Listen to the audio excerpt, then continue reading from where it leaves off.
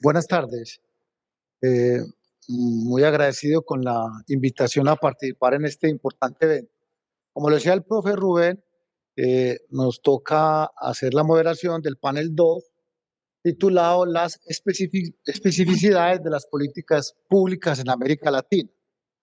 Tal como está propuesto en el brochure del evento, este panel se va a centrar en analizar los problemas comunes en la región y las particularidades de las políticas públicas en búsqueda de sus especificidades comparativas.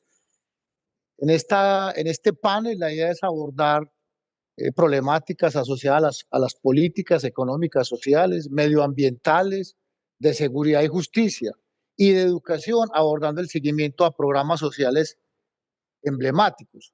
Por supuesto que todas estas políticas van de la mano de lo que hoy en día se denomina el crecimiento económico sostenible, en atención también a la necesidad de reducir la pobreza, la desigualdad, la protección de los derechos humanos, de los grupos vulnerables y por supuesto un asunto que está muy de moda y que sigue siendo preocupación en toda la región son los problemas de la preservación del medio ambiente, el fortalecimiento de la seguridad y, y en fin, todos aquellos asuntos que convocan esta dinámica asociada a las políticas públicas.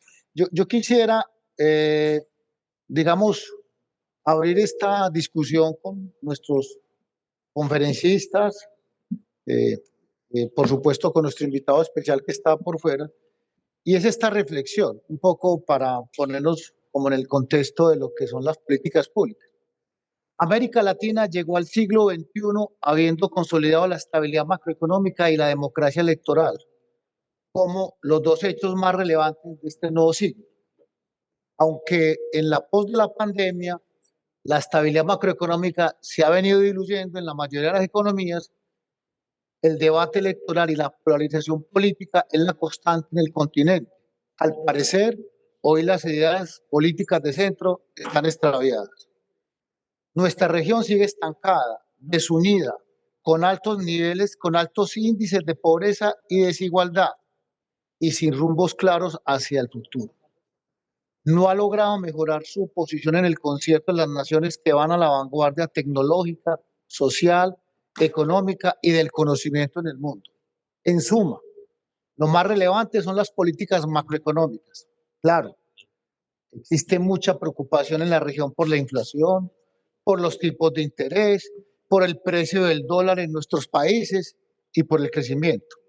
Todo esto es muy útil para promover las inversiones extranjeras, el comercio internacional y el crecimiento de algunos sectores netistas. No están bastante alejadas de las reformas y políticas de carácter social para menguar los grandes problemas que hoy nos aquejan como región. Bienvenidos entonces a este escenario que nos convoca esta discusión sobre estas problemáticas. Entonces, en el orden, tal como fue la constante esta mañana, los conferencistas tendrán un espacio de 25 minutos y posteriormente abrimos la discusión entre todos con intervenciones hasta 3 minutos para enriquecer esta eh, bonita discusión. Entonces, como panelista uno, de acuerdo a la programación, tenemos a Luis Carlos Beducci Filo, oficial superior de políticas de la Oficina de Regresión de la FAO para América Latina y el Caribe. Adelante, bienvenido. Eh, sí. Ok. Mejor que la distancia primero.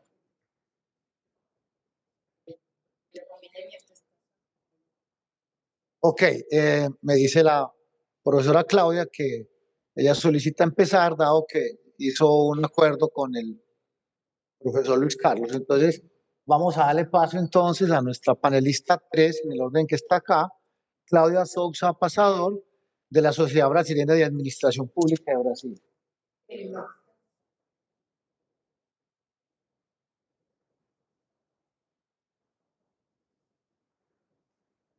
Está por fuera, sí. Sí, esto Ah, pues quieres que... Sí, yo y después- Lo que pasa es que no, No había entendido. Entonces, revisemos si está conectado la persona que no está conectado, porque le habíamos dado otra hora, porque estaba de segundo. Ok. Ok. Entonces comienzo yo. Va, ¿Ok? vale.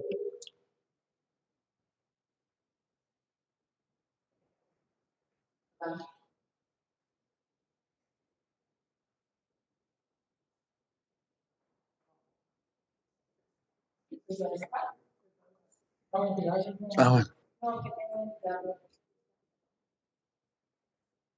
Hola, sí. Eh, Buenas tardes. Eh, Estoy muy agradecida pelo convite de la Rede Latino-Americana de Gestão Pública y todo apoyo. Entonces, cumprimento al profesor Darío. Em nome dele, agradeço a toda a equipe da organização, especialmente o professor Ariel, da Universidade de Chile, por la receptividade e o carinho que tem conosco nesses dias em nosso evento. Eu vou falar pouco, eu chamei de la invenção da administração pública na América Latina. O convite do painel era sobre as especificidades das políticas públicas. Para quem não me conhece, eu hablo portunhol, não? Então, desculpa, eu sou professora da Faculdade de Ciências Econômicas, Administrativas e Contábeis da Universidade de São Paulo, no campus da USP em Ribeirão Preto. Eu coordeno um centro de pesquisa em gestão em políticas públicas no estudos avançados da Universidade de São Paulo e também sou vice-presidente da Sociedade Brasileira de Administração Pública. Então, eu pensei em uma fala.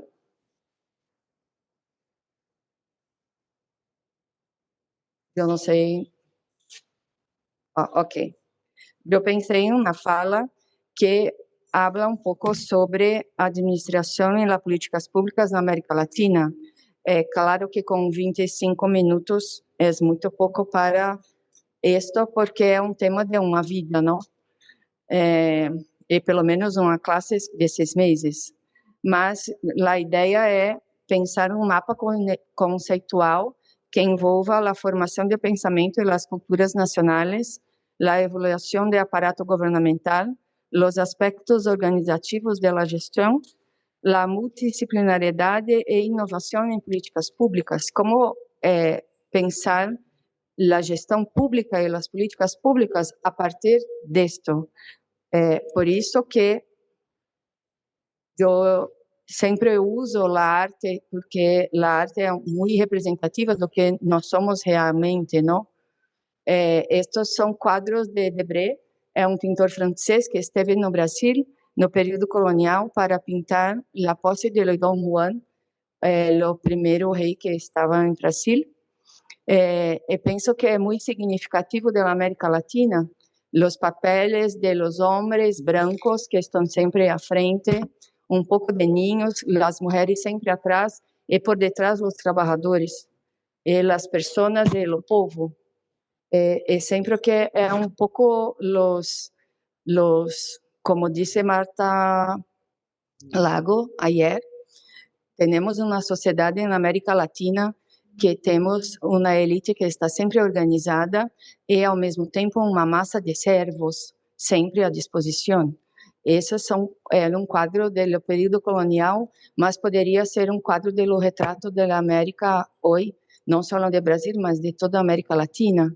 Então, eu trabalho com a ideia de pensar não somente no Brasil, mas o pensar na América Latina a partir de las raízes históricas, culturais e institucionais da criação da América Latina. As pessoas na academia e os técnicos, especialmente os técnicos brasileiros e os acadêmicos também, não? Se ouviram um pouco do que é o Brasil. o que são latino-americanos, não se acham latino-americanos e têm uma visão um pouco soft do que é a gestão pública e as necessidades, porque, no fundo, o Brasil continua um país muito pobre, e assim como a América Latina, marcada pela escravidão, pela monocultura, por la influência em la cultura de los moros, porque somos influenciados pela Península Ibérica, e eles estiveram na Península Ibérica tantos e tantos anos, e depois, quando chegam na América Latina, tragam a cultura também, e somos a mistura de los indígenas, de los negros e dos processos de imigração. Por isso, tem uma cultura na América Latina que se pensa os cavaleiros solamente como virilidade no sexo ou no poder econômico. A educação não é uma demanda, não é uma questão. Um homem não é muito poderoso pelo tanto que ele sabe, mas pelo tanto que ele tem, ou por tanto das mulheres, ou tanto que ele tem poder econômico sobre as mulheres. Então, isto que aparentemente as pessoas agora, nestes séculos, passaram a falar, eu penso que são raízes muito fortes e que precisamos recuperar na América Latina. Este não é minhas teses, tem vários autores que trabalham, gosto muito dos trabalhos de Frederico Lustosa, que é um amigo de la LAJPA, e que pensa a administração pública a partir disto.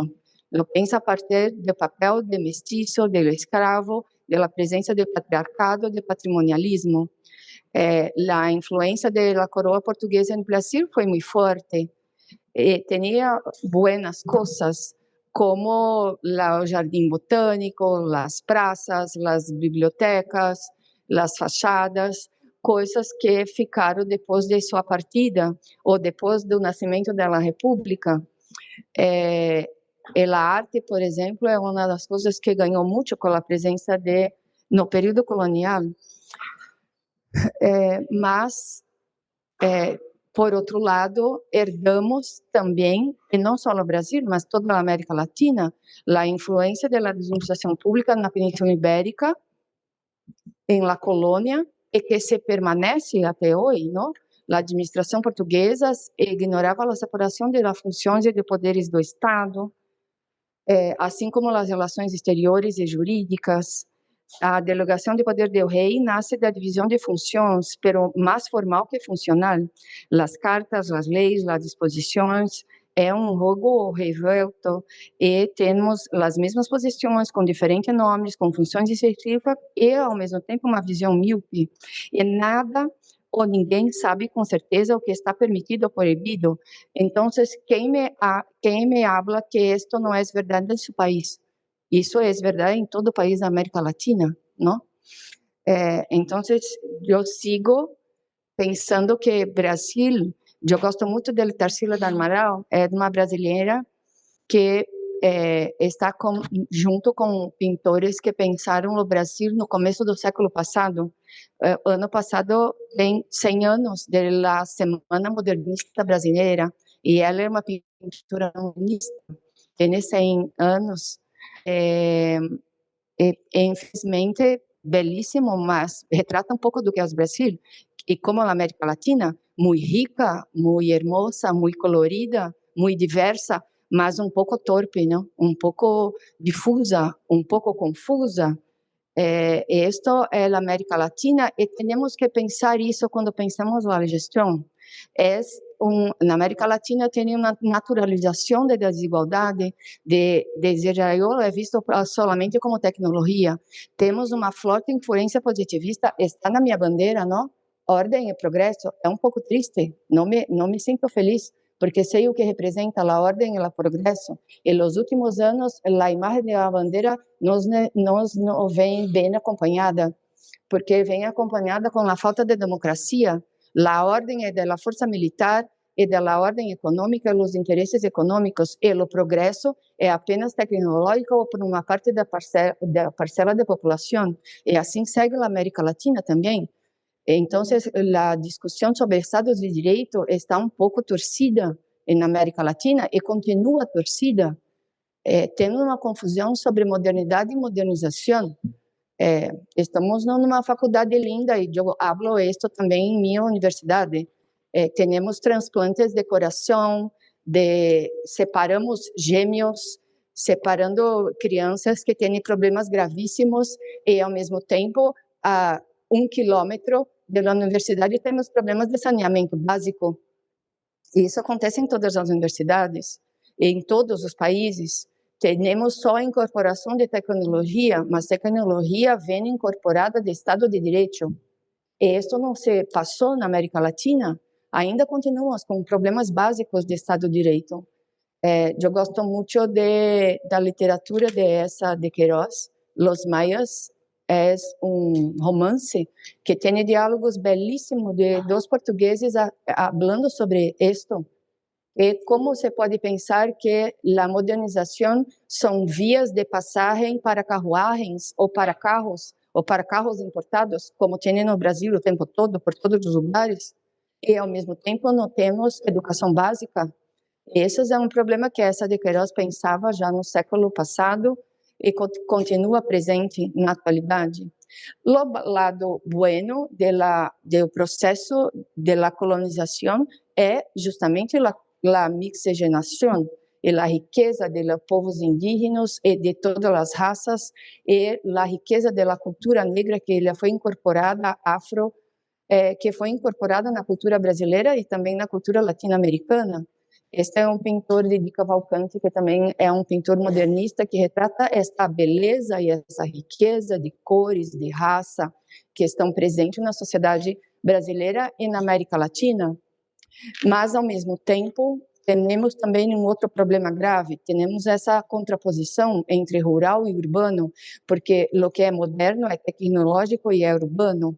Mas a América Latina, a maior parte da América Latina é rural. E isto traz problemas graves em las políticas públicas, porque pensamos as políticas públicas essencialmente para grandes cidades. E como pensar lá políticas públicas para um território que é muito rural, porque se chama de cidade, de municipalidade, mas a municipalidade não tem grandes indústrias, vivem de atividades rurais, são chamadas de cidade por questões de impostos, mas vivem de atividades rurais. Então, como pensar as políticas públicas para a América Latina como um todo, se estamos sempre pensando que somos urbanos, que somos grandes centros, que somos modernizados ou queremos ser modernizados, e não estamos pensando nesta população verdadeiramente presente na América Latina. Por isso que convidei meu amigo Luiz Carlos Bedusque, da FAO, para falar, porque representa bem um pouco da importância que tem este homem verdadeiro na América Latina. E, ao mesmo tempo, no Brasil, por exemplo, a riqueza de uma parte que vem da monocultura, que se chama em Brasil de agronegócio, e que é grande e movimenta grande parte do PIB, mas se olvidam da parte de los agricultores que hacen coisas para comer.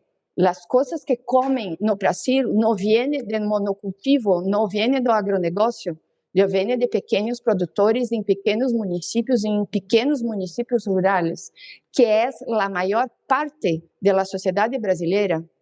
A maior parte da sociedade brasileira tem menos de 20.000 habitantes. São pequenos municípios com atividades rurais. E a outra riqueza que se acha que tem solamente é o que vem do urbano. Então, as políticas públicas conversam um pouco sobre isso. Di Cavalcanti é um pouco de um pintor também que pensa sobre isso, né? Que tem uma riqueza na América Latina. Aqui no Chile é espantosa a quantidade de frutas, a oferta de frutas, de alimentos, não? E, ao mesmo tempo, tem problemas de segurança alimentar. Então, como isso pode conviver ao mesmo tempo? Em termos de marco teórico, o marco teórico nacional e internacional sobre administração pública elenca na atualidade 5 grandes momentos. Num primeiro momento, quando praticamente não se havia a distinção entre público-privado, do que se chama de período patrimonialista. O segundo momento, de período clássico, burocrático, weberiano, que é a tentativa do Estado de normatizar e regulamentar. outro que é um período de desarrollo, que são os períodos de grandes estatais, de grandes processos de intervenção, e muitas vezes sem democracia. A maior parte do crescimento de grandes estatais no Brasil se cresceu durante a ditadura, mas isto está presente na administração pública. O quarto momento é o que se chama de administração pública gerencialista, ou a nova gestão pública, ou New Public Management na literatura. Esse também esteve presente com o governo Bresser Pereira no Brasil e também na América Latina, influenciou a todos os governos junto com um modelo neoliberal.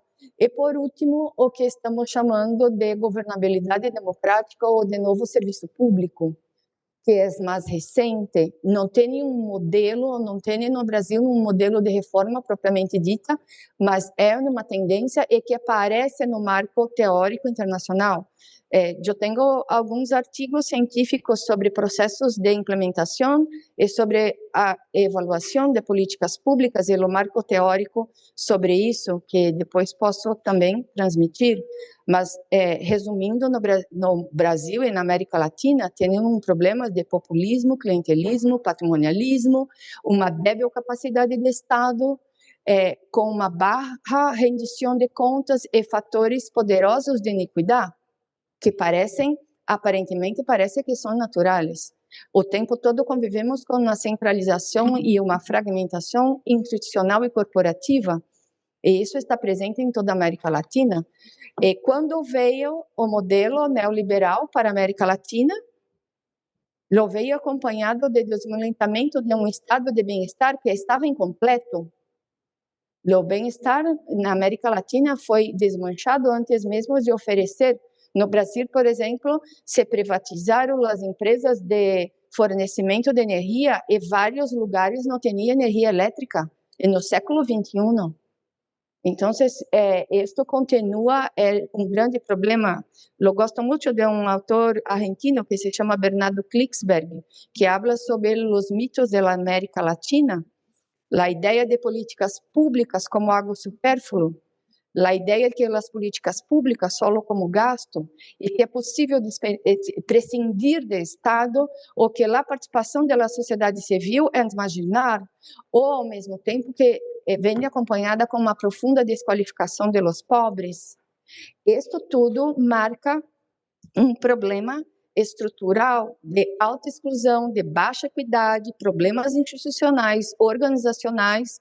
Então, sempre na América Latina temos acompanhado categorias sociais dotadas de maior poder de organização e negociação, que são as elites econômicas, e isso continua muito agravado pós-pandemia. Temos uma ausência sistemática de tradição participativa, temos problemas de ineficácia de gasto, temos enfoque deficiente dos objetos e temos uma baixa efetividade social. Por isso que sempre escuto, tem uma crise da América Latina? Não, tem uma crise sempre, desde o período colonial. Não temos um período agora, porque nunca funcionou com efetividade, não? Sempre seguimos com os mesmos problemas. Tanto que, em todos os estados, isto que é mais peculiar, não é que saímos de um modelo weberiano, um modelo patrimonialista e caminhamos para um governo de governança democrática. Lo temos todos ao mesmo tempo agora. Lo temos órgãos que são muito gerencialistas e muito competentes, né? Eu tenho no Brasil bons exemplos de tecnologia incorporada a serviço da cidadania na prestação, como por exemplo, como é a Receita Federal, para hacer tu imposto de renda, mas ao mesmo tempo eu tenho organizações, os cartórios, por exemplo, no Brasil, que são órgãos que vocês têm que ir para assinar que vocês é você mesmo. Isso é muito grave para mim. Como assim? Eu tenho que assinar que sou eu? Minha palavra não vale nada? Como que um carimbo me dito que isto é verdade e minha palavra não serve de nada? Então, isso é o que configura, eu penso, a América Latina, é a mistura. Temos órgãos em realidades em momentos muito diferentes, de organizações pré-burocráticas em organizações pós-burocráticas ou organizações excessivamente burocratizadas. E as pessoas também são burocratizadas. Tem uma dificuldade de acesso e de conversas e de flexibilidade no seu cotidiano, isto está incorporada. Então, hoje temos um problema que, de um lado, temos que diminuir gastos públicos, mas, ao mesmo tempo, elevar a qualidade dos serviços, a eficiência, a eficácia. E hoje estamos, finalmente, no momento que pensamos a administração pública, não somente eu, mas o marco teórico de administração pública, mas como governança democrática. La primeira vez na história, a administração pública está produzindo bem público, está a serviço da produção de bem público. No início, a administração era vista menos como ciência jurídica e administrativa, ou depois como campo político, no final do século passado como gestão, né, com muita influência do New Public Management ou da nova administração pública. E solamente nesse século temos a ideia de que a governança ou o Estado está a serviço do bem público que é um catalisador das energias e das potências governamentais e da comunidade. E nesse contexto, os administradores devem administrar e gestionar democraticamente a participação social, assim também como a competência política combinada com a técnica, combinando e conciliando demandas sociais e coexistindo as relações de poder do Estado e da sociedade. Por isso surge um contraponto em las correntes anteriores. Temos hoje que primar por um modelo que enfatize a construção do interesse público, mas a lá da suma de los interesses individuais e com modelos comunitários e da sociedade civil, especialmente que sobressaiam a importância do governo local. Temos uma diretriz de humanismo organizacional e de teoria de discurso que é mediada pela ideia de diálogo entre diferentes agentes que trabalham na esfera pública. Então, estou cada vez mais pensando um novo serviço público, né, que estávamos discutindo esta manhã, sobre essas novas competências desse novo serviço público que coproduz o bem público, que considera o usuário do serviço público não como um cliente, como era no gerencialismo, mas como um beneficiário, principalmente como um protagonista na prestação de serviço público e também como na promoção da transformação social. Então, eu tenho superposição dos campos da oferta e da demanda de serviços públicos a partir necessariamente de um comportamento corporativo. Eu preciso incorporar isto para, de alguma forma, criar modelos de governança compartida com as associações e, ao mesmo tempo, com a inversão de recursos. Então, os princípios atuais de novo serviço público pensa estrategicamente como é o território, não no sentido administrativo, mas como locus de identidade e de recursos específicos, e acaba se convertendo num espaço privilegiado de intervenção pública. Isto que é mais importante e, ao mesmo tempo, eu tenho que pensar, de um lado, um clima favorável para novos arranjos políticos e institucionais, mas, do outro lado, na América Latina está presente um grau excessivo de centralização de poder do executivo, um acilamento burocrático, uma forte influência de patrões patrimonialistas, né? No âmbito municipal, tem baixa potência de implantação de políticas públicas e a incapacidade para garantir o princípio de universalidade. Então, uma das formas de ultrapassar esse momento é trabalhar com dados e indicadores. Eu penso na administração pública a partir de evidências científicas, com bases para reflexão estratégica, para a dimensão atemporal das estratégias e a produção de informação. Sem uma radiografia científica não é possível agir para um novo ciclo de desarrollo, porque o desarrollo está pensando em contratos, compromissos a serem monitorados, e por isso que o ciclo de política pública é tão importante, e ao mesmo tempo a construção de sujeitos, que são os governantes, os diretivos, as sociedades de uma forma geral. Portanto, eu tenho uma agenda da capacidade institucional e financeira de los estados nacionais, regionais e municipais, que precisa ser criada para consolidar e criar sistemas nacionais acordados e, ao mesmo tempo, involucrar as entidades federais em la redução dos resultados regionais, mas sempre pensando num diálogo de cooperação. Então, trago algumas experiências para terminar minha ponência. Deles são arranjos produtivos locais que tentam gerar emprego e ingressos com baixo custo, descentralizar o desenvolvimento e, ao mesmo tempo, funciona a partir de um aprendizagem coletivo. Estamos pensando em uma renegociação das federações com a construção de territórios de coesão social e cidadania, com cooperação intergovernamental e com a função de planificação.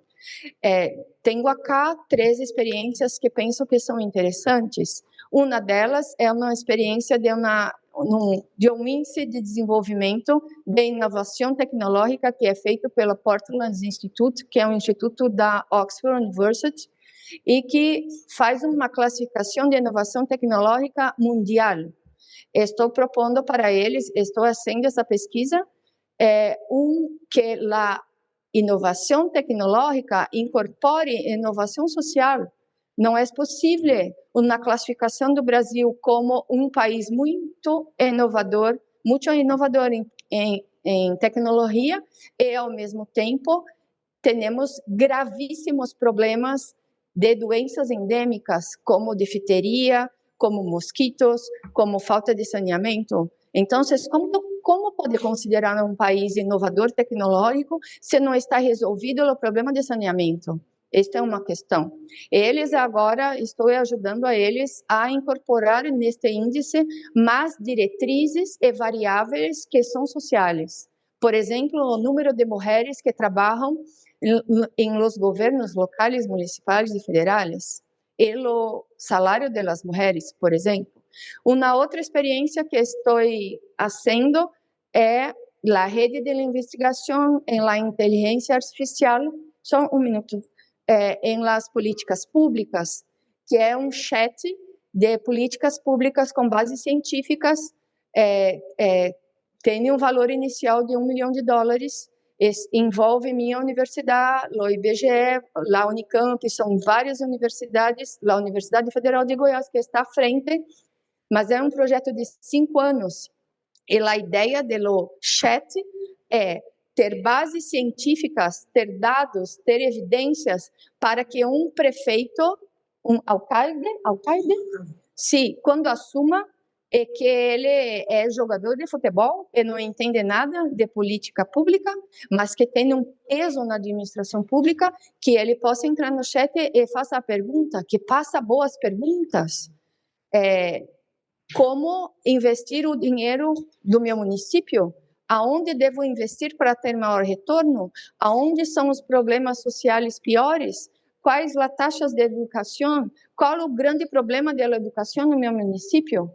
Então, é uma ferramenta, num primeiro momento, para responder a essas perguntas e, ao mesmo tempo, elaborar políticas públicas para ele de forma fácil e acessível, porque já sabemos que o Estado brasileiro não tem disposição e, ao mesmo tempo, autonomia federativa para interferir na gestão direta destes governos. Então, uma das formas de se usar a inteligência artificial é auxiliar a tomada de decisão em los governos. Esto penso que pode ser um caminho de la inteligência artificial, assim como é também a ferramenta da inteligência artificial, por exemplo, na fiscalização da Amazônia. É impossível funcionários públicos para cuidar da Amazônia inteira. E a fiscalização e todos os processos, a Amazônia tem graves problemas sociais, problemas de saneamento, tem quase 600 cidades na Amazônia que não têm saneamento, que não têm educação básica de qualidade, que não têm postos de saúde. Então, o que eu posso fazer numa situação tão grave? E penso que a inteligência artificial e a tecnologia pode ser um caminho onde não se há tantos recursos e tanta gente, não? E o terceiro, lo trabalha com a ideia de mirar o que tem aí. Se eu pudesse, eu perguntava para todos os alcaides, fazia a pergunta, o que tem aí? O que tem aí te responde o que tem que fazer no futuro. Esta é uma cidade no interior do Brasil, no interior de Minas Gerais, que me pediram um projeto de desarrollo. O único colégio que tem neste sítio que é público é de tecnologia. E quando cheguei nesse município, para tudo que olhava, só tinha café. Tudo era café. Em la câmara, olhava da janela e tinha café. As escolas cercadas de café. Esta é uma escola que está dentro de um cafezal. E o café não era visto como possibilidade de emprego. Não tinha nenhum trabalho de resgatar a cultura do café. Olhar o café. E esse café é especial. A saca de café, mais ou menos, café normal no Brasil é $150. O café especial é $600. E as pessoas não viram que era café especial, solamente a prefeitura precisava de um classificador de 6 em 6 meses do café. Não é muito, não? Para ajudar os pequenos produtores e o município. Então, eu he hecho um trabalho que foi em duas frentes. Foi na frente da educação e na frente dos servidores. O café foi incorporado na ideia de las oportunidades sociais, na ideia de viabilidade e competitividade e las transferências de ingressos gerados em outros espaços. Eu não posso contar somente com o que vem de impostos do governo federal. Eu tenho que gerar também impostos. Então, nesse projeto, acabei desenvolvendo essas frentes e hoje este município tem 2 projetos. O projeto pedagógico em la Secretaria de Educação, todas as séries de todos os anos têm a questão do café, desde o café com as receitas que as abuelas faziam, até o café em las bolsas de valores, como se hace a compra na bolsa de valores. Eu penso que tem que pensar as culturas tradicionais, mas com o que tem de mais inovador na atualidade. E o município resolveu incorporar o café no projeto pedagógico em todas as classes de todos os anos, daqui em diante. E a outra coisa, resolveram fazer uma casa de granjeiro, que não tinha. Tinha a casa do empreendedor, mas o empreendedor ligado à indústria, que não tinha neste local. Mas não tinha uma casa de granjeiro, e eu precisava de uma casa de granjeiro. Então, eu trago essas experiências porque penso que essas experiências podem colaborar pela construção de um outro país ou de uma outra América Latina, olhar o local, olhar a cultura, fazer a pergunta, o que tens aí? O que pode virar emprego? O que pode trazer dignidade? Eu penso que a arte também, a arte traz dignidade. A arte abre espaços cognitivos que os discursos não conseguem mais. Temos problemas na educação, temos problemas democráticos, temos problemas de racionalização. Os processos racionais não dão mais conta. Então, temos uma crise, temos problemas mentais em os jovens, temos suicídios, e temos que tentar novas ferramentas. Por isso que não só novos projetos, mas novas ferramentas, novos comportamentos. Esta é uma exposição que está no Museu de Belas Artes, aqui em Santiago.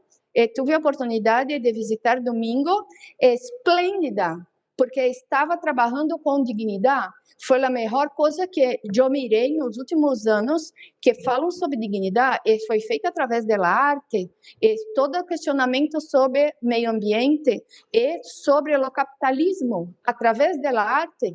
Para os ninhos, eu pensamos que tem que ler Hannah Arendt, Tocqueville, Karl Marx, mas talvez levar numa exposição seja mais significativo, ou mostrar os dois, não?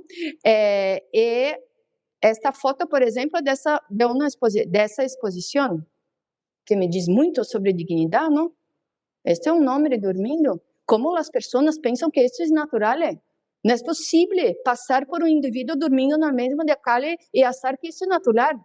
Não é natural. As pessoas pedindo, não é natural. Isso está muito comum. Aqui em Santiago, achei que está um pouco melhor que Brasil, não?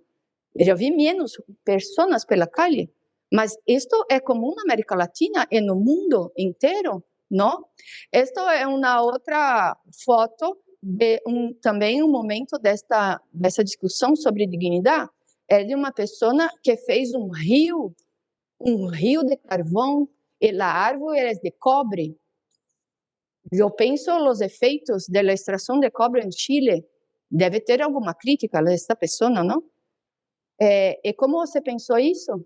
Como você pensou o questionamento da extração, da produção de carvão, e ao mesmo tempo ele chamou de um rio, é um rio de carvão.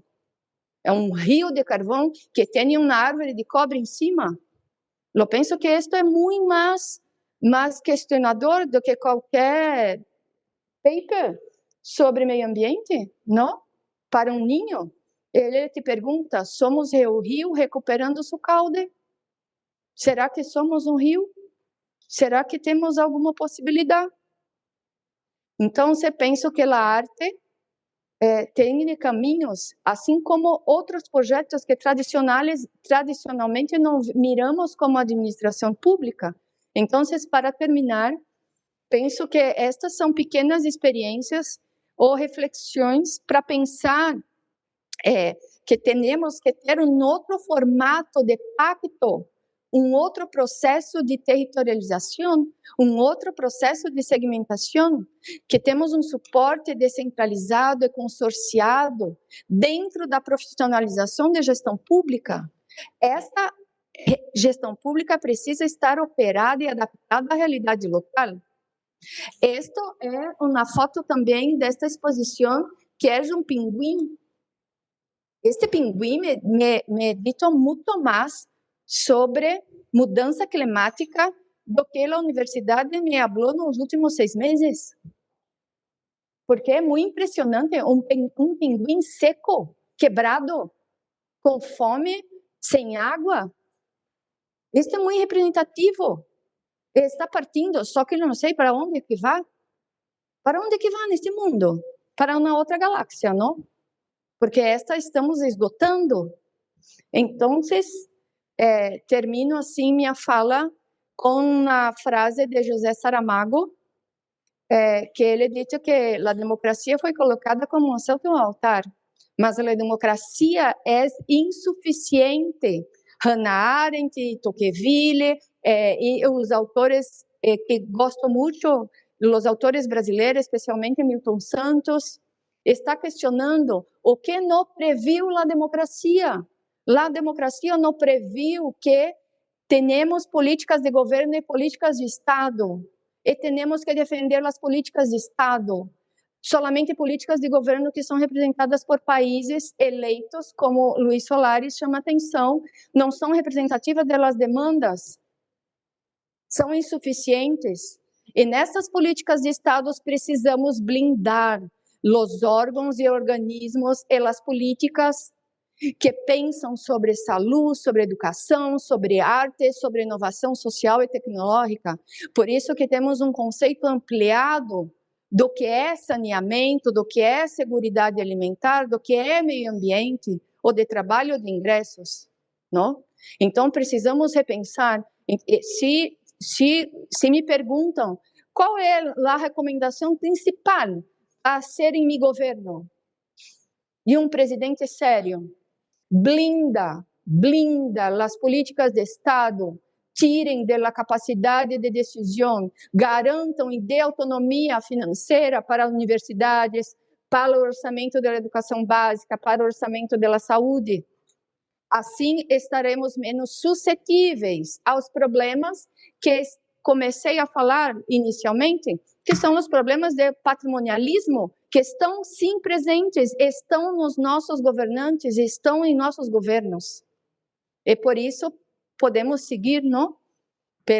Pelo desaiolo com multiplicidade e com medidas complementares e, ao mesmo tempo, com métodos que contam tanto quanto as políticas.